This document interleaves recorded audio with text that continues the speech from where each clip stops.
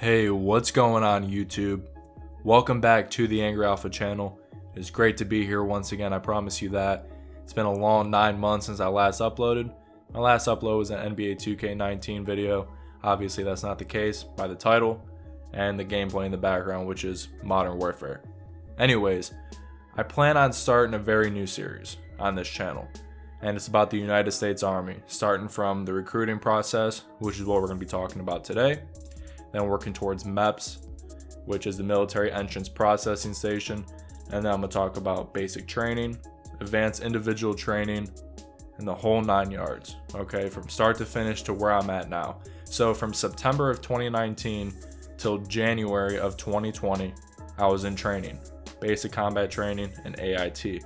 And in later videos, I'll talk about that because you clicked on this video either because you have your notifications on, which bless you by the way, or because you saw that this is about recruiting. So starting off first, there are multiple different ways to get in contact with a recruiter, okay?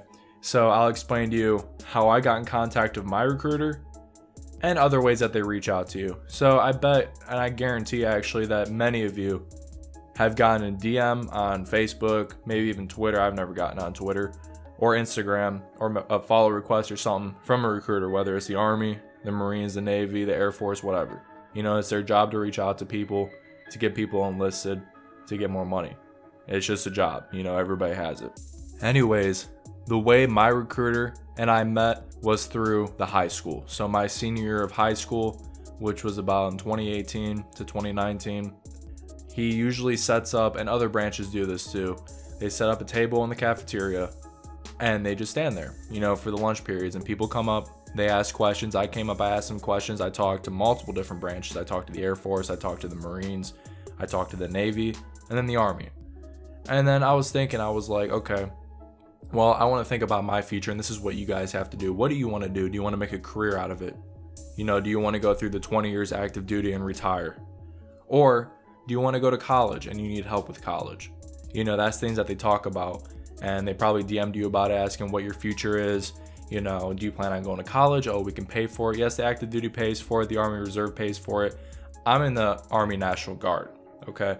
And the difference between the National Guard and the Reserve is the National Guard pays 100% tuition coverage. It's just tuition. You guys got to remember that. It's not room and board. You know, it's not books. It's not your meal plan. It's that. I've always wanted to serve in the military, but I also wanted to experience the college campus life. So I looked at the National Guard. I said, you know what? This is my best decision. So I gave him my phone number, I gave him some information. You know, they just ask you, hey, do you have, you know, police records or speeding tickets or something, which typically isn't a problem. They also ask you if you know you've done drugs or alcohol, and even if you have, just say no. You know what I mean? Even if you say yes, they're still going to try to get you in, but just say no, especially if you're trying to join the military. You know, if it's not in your system by the time you take the drug test at MEPS, which is going to be in the next video I talk about, you know, MEPS process and everything else, which is Military Entrance Processing Station. It's a long day. It's probably gonna be a little bit of a longer video. This one's gonna be a little bit shorter. Anyways, so they ask you all those good questions. You know, you give them your phone number and they reach out to you.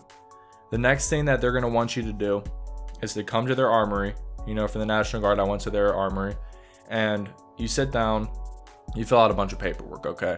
So you start off with, it's all the papers that you typically fill out at MEPS, but you're doing it there just to make sure, you know, if you have ADHD or ADD or depression, you're not going to get in. It's very hard to get in the military with those kind of mental illnesses and other stuff like that, or just diseases or whatever the case may be. You may not be physically fit for it, mentally fit for it. That's what they're trying to figure out, to see if you're a candidate to be in the Army or the Marines or the Air Force. And this is typically kind of like an overall view. It's not just Army, you know, it could be Marines, could be Air Force. I bet they're all similar. They all go to the same MEPS anyways. So continuing on, they do that, they fill it out, they check it over. They're like, all right, you're good to go. Maybe, I don't know if you guys will do this, but there's this thing called an ASVAB, okay?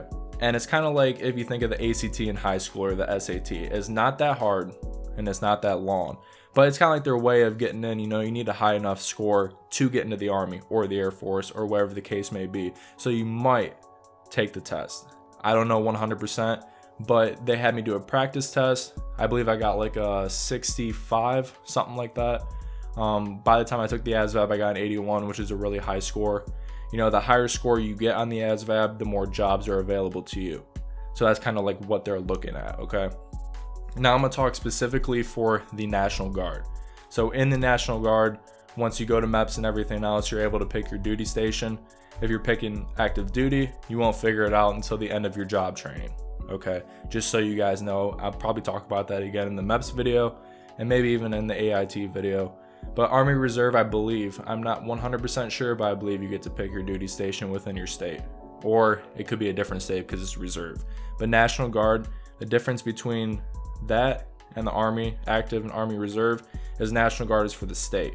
So for instance, I live in the state of Ohio, okay? So you swear an oath, and I'll talk about this at MEPS, you swear an oath to the governor of the state and then to the president of the United States.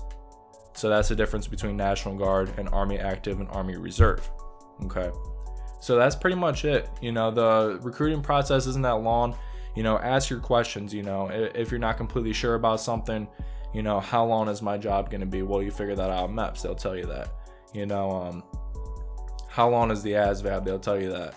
You know, just whatever question you have in mind, make sure you ask. Make sure this is what you want to do, because I've seen people go into the basic training and they failed. You know, they just couldn't get through it. They didn't want to do it. You know, so make sure you are mentally fit. You know, physically speaking, make sure you work out before you go to basic. You know, if you're overweight or something like that, you're going to have to meet certain degrees of body fat and stuff like that in order to even get into the Army. And I'll talk about that in the MEPS process in the next video. You know, just make sure that you're working out before. It'll make basic training a lot easier. But I've seen people really unfit go through basic training and cut 10 minutes off of their run. Or they started off doing 10 push-ups. All of a sudden they're doing 55. You know what I mean? It helps you out a lot in basic training. But if you want to make life a little bit easier, make sure you're physically fit before. But just definitely make sure that this is what you want to do. You know, if you want to make it a career, go active. If you want it to be a part-time job and you want the benefits, do Reserve or National Guard. You know, if you want to go to school, I would say pick National Guard, but that's just because I'm in it, okay? You know, you can pick Reserve. Army Active, you can get your degree online. You know, if you're overseas, you know, if you're stationed in the United States, wherever the case may be, you'll still be able to get your degree. It's just going to be online. You're not going to experience the college campus life that, you know, thousands of other people do and probably your friends do. Anyways, that's all for the video, my friends. You know, I appreciate you guys watching and clicking on this video. You know, it's much love. I love you guys very much, and make sure to like and subscribe and comment, all that good stuff. You know, make sure to also turn the notification bell on. This new series is going to be fun. I'm so excited to get into it. Anyways, guys, I hope you enjoyed the video as I said, and I'll see you guys in the next video. Peace out and have a good day.